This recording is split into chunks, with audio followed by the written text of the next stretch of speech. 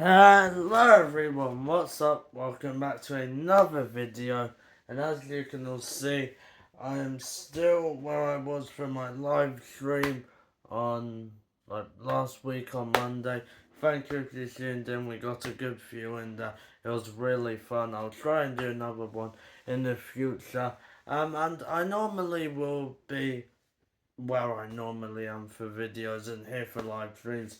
Just it's a bit crowded with stuff over there, so I can't really do it over there. So today I'm gonna be doing a Champions League predictions video, and we're gonna be predicting Matchday 8, which is all of the final day matches all being played simultaneously tomorrow night, so Wednesday. And then at the end of it, I'm going to let you know my final table of the Champions League based on my results that I got today. So yeah, and this is going to be the start of hopefully more Champions League content. The draw is out on Friday for the knockout stages. Sometime over the weekend on Monday, I'll try and do a prediction video for the knockout stages. As I always say, like, subscribe, ring the notification bell so you never miss an upload. Now, let's get into it. I'll have to go quickly with these because being as it's such a big league, there's 18 games. So PSV versus Liverpool. PSV haven't been too bad. They're 19th at the moment in the Champions League table, but Liverpool, they're 7 for 7 so far. They're doing amazingly domestically in the Premier League, and here they're doing really well as well. So I think there will not be a goal for the Eredivisie champions, and I'm going to say 2-0 to Liverpool, even though PSV, they're flying right now in the Eredivisie.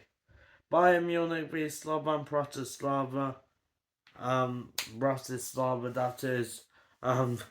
So, as I said at the start of this tournament, this season, Slovan Bratislava, they're one of those teams who wouldn't be in here if it wasn't how it used to be. And I always thought they'd have trouble, and they've lost all their games so far.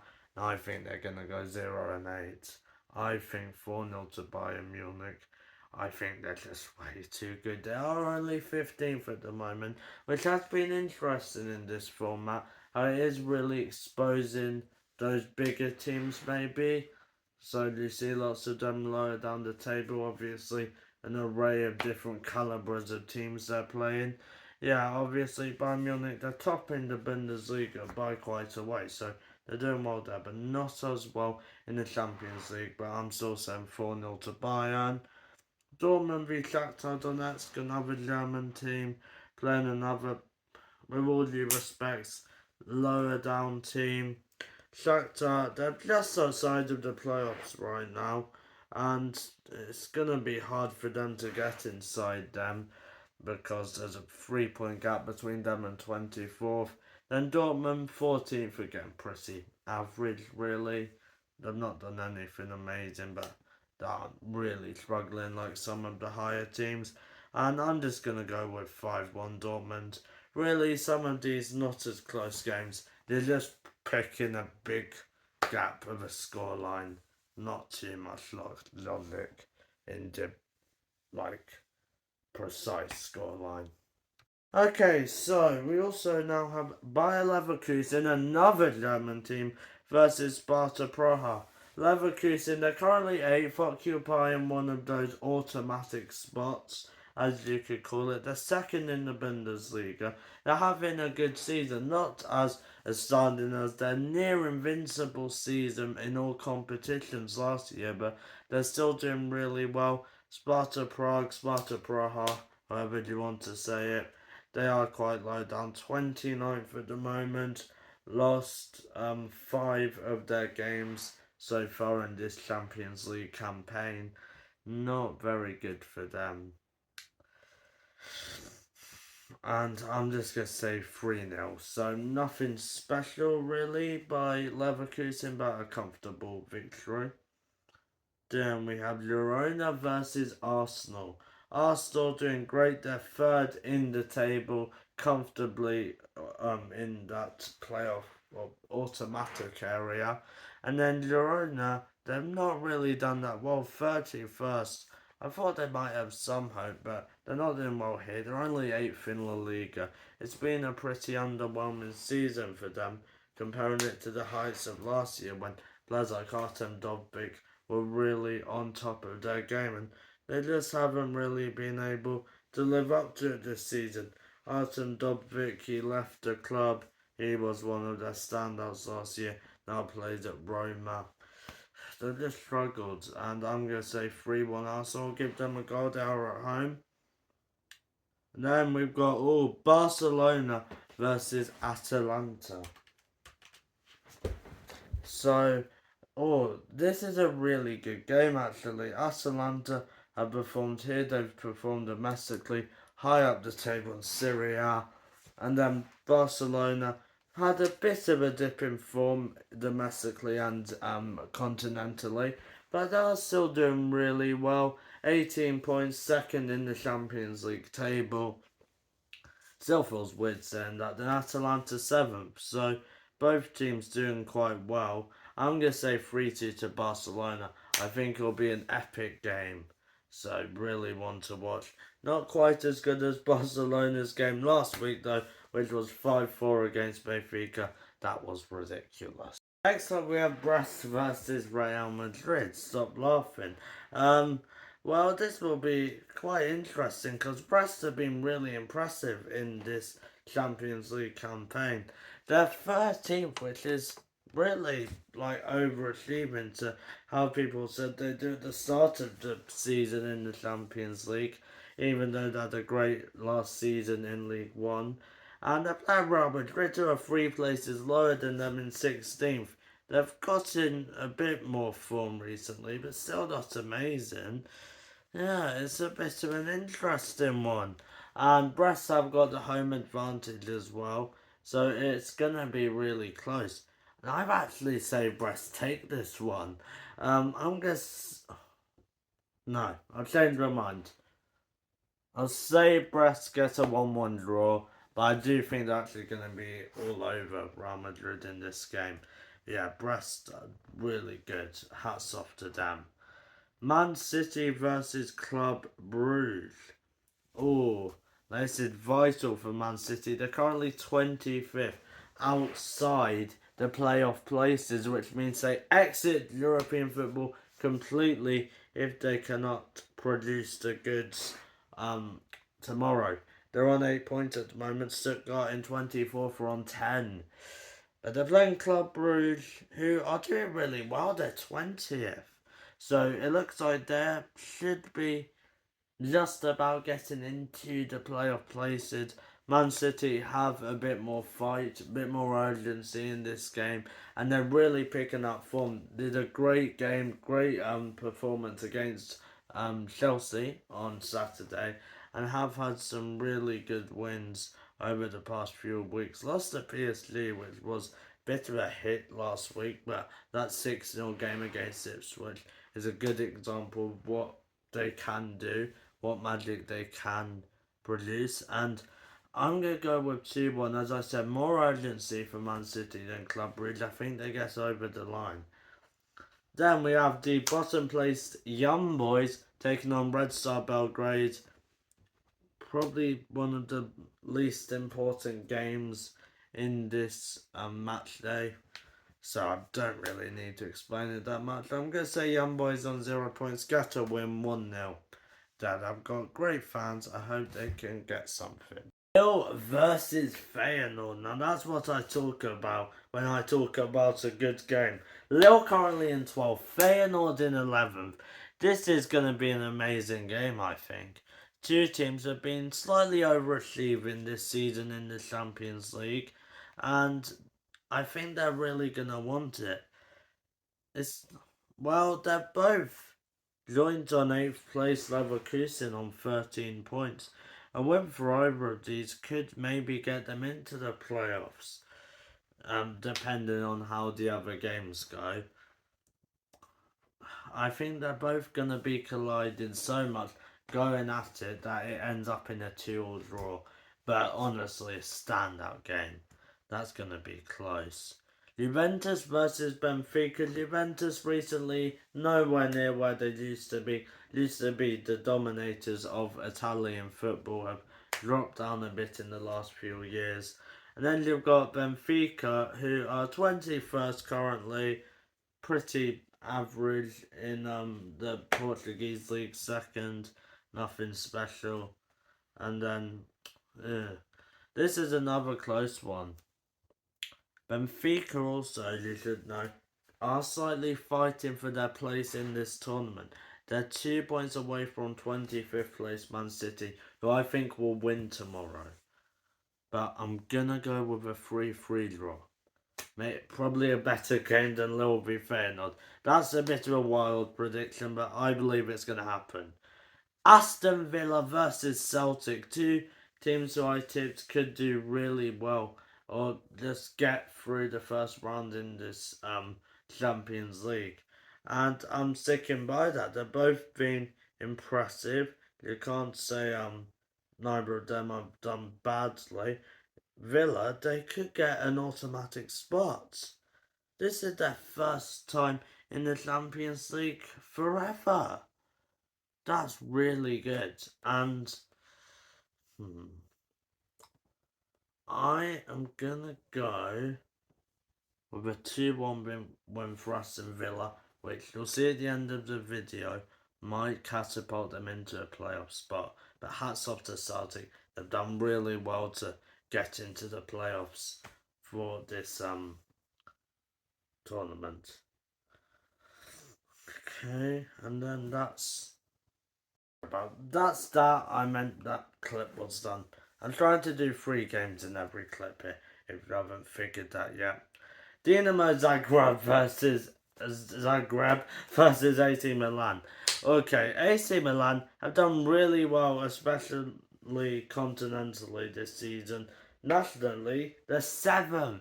Terrible performance for them in Serie A. But they've really done well. 6th in Europe in the Champions League. That's a really good place to be for them.